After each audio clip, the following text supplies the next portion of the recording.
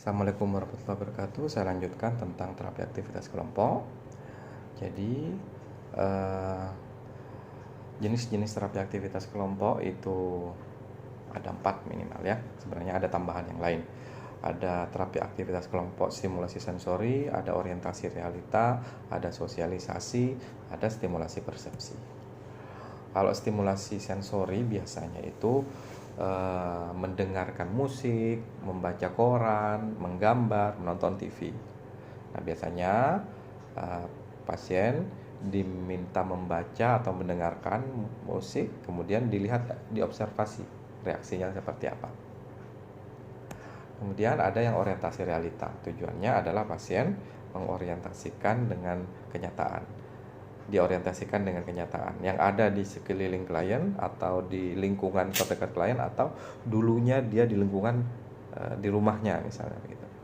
Nah, biasanya sesinya mengenal orang dulu, kemudian mengenal tempat, kemudian mengenal waktu. Ada terapi aktivitas kelompok sosialisasi. Nah, ini untuk orang-orang yang ada gangguan sosialisasi, misalnya orang yang menarik diri gitu ya. Dilakukan secara bertahap. Biasanya pertama interpersonal dulu, satu orang ke orang yang lain, kemudian satu orang pada kelompok, kemudian pada massa. Nah, misalnya saya contohkan dalam terapi aktivitas kelompok sosialisasi ya. Sesi pertama dia menyebutkan jati diri dulu. Kemudian sesi 2 dia mengenali jati diri anggota kelompok yang lain. Sesi 3 dia bercakap-cakap dengan anggota kelompok. Sesi keempat dia membicarakan dan menyampaikan topik di dalam percakapan. Sesi kelima dia menyampaikan dan membicarakan masalah pribadi dengan orang lain. Sesi keenam dia bekerja sama dengan permainan atau bekerja sama kelompok. Sesi ketujuh dia menyampaikan pendapat dan manfaat dari terapi aktivitas kelompok. Nah, itu misalnya ada sesi sampai 7. Jadi kalau dilakukan setiap hari maka selesai dalam waktu 1 minggu atau 7 hari. Ada simulasi persepsi.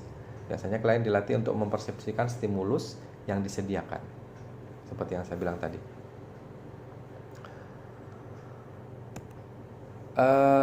Biasanya stimulasi persepsi menonton TV, membaca majalah, koran, atau gambar gitu ya. Biasanya tujuannya klien dilatih untuk mempersepsikan stimulus yang disediakan, dan kemudian kemampuan persepsi klien dievaluasi dan ditingkatkan. Dalam proses ini biasanya diharapkan klien itu merespon terhadap stimulus dalam kehidupan yang nyata itu menjadi adaptif, bagus. Biasanya meresponnya jelek atau dengan perilaku kekerasan misalnya gitu ya, maka responnya menjadi tidak lagi seperti itu. Contohnya ya, terapi aktivitas kelompok stimulasi persepsi, misalnya pertama mengenal perilaku kekerasan, kemudian mencegah perilaku kekerasan melalui apa? Melalui kegiatan fisik misalnya. Terus mencegah perilaku kekerasan melalui interaksi asertif, komunikasi asertif. Kemudian mencegah perilaku kekerasan dengan minum obat. Dan yang terakhir biasanya TAK mencegah perilaku kekerasan dengan kegiatan ibadah. Ada juga terapi aktivitas kelompoknya itu mengenal halusinasi, dengan halusinasi. Nah, untuk halusinasi ya, mengenal halusinasi. Kemudian ada dengan cara menghardik, dengan mengontrol halusinasi dengan menghardik. Kemudian mengontrol halusinasi dengan menyusun jadwal kegiatan, dengan bercakap-cakap, dan dengan minum obat. Jadi seperti yang saya bilang tadi, stimulasi persepsi bisa berbanyak macam, dan tidak bisa selesai dalam satu sesi ya, itu yang perlu diingat. Terapi aktivitas kelompok tidak bisa selesai dalam satu sesi. Kita bahas tentang sekarang pengorganisasian. Artinya tugas-tugas dalam terapi aktivitas kelompok, organisasinya, siapa leadernya, co-leader, fasilitator, observer, gitu ya. Kita bahas satu-satu. Dalam terapi aktivitas kelompok yang paling utama biasanya dipimpin oleh leader atau pemimpin ya, pemimpin kelompok.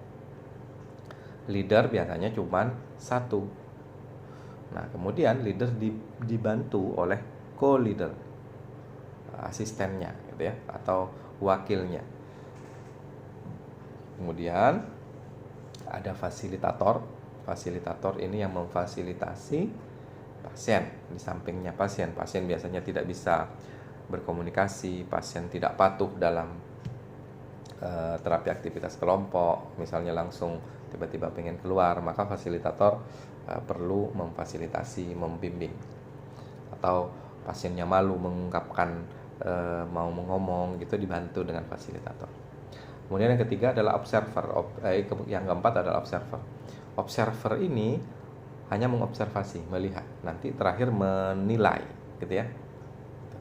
Jadi kayak saya ulang lagi, ada leader, ada co-leader, ada fasilitator, ada observer. Kita bahas satu-satu ya. Leader atau pemimpin.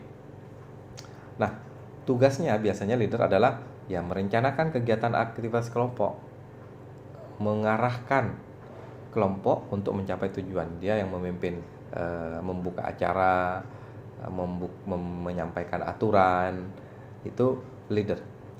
Memfasilitasi setiap anggota kelompok untuk mengekspresikan. Kemudian dia sebagai role dan memotivasi. Jadi leader tugasnya membuka, misalnya begini, selamat pagi Bapak Ibu, yang berkumpul di sini berarti Anda sudah terpilih karena sudah mampu berkomunikasi. Kita akan ajarkan teknik bagaimana sih caranya ngomong dengan orang, nah, misalnya gitu. Tapi sebelumnya saya jelaskan dulu aturannya. Nah, ini tugasnya leader ya. Aturannya pertama, setiap orang yang ada di sini wajib mengikuti aturan. Kalau mau keluar dari kegiatan ini harus izin dulu. Nah, itu.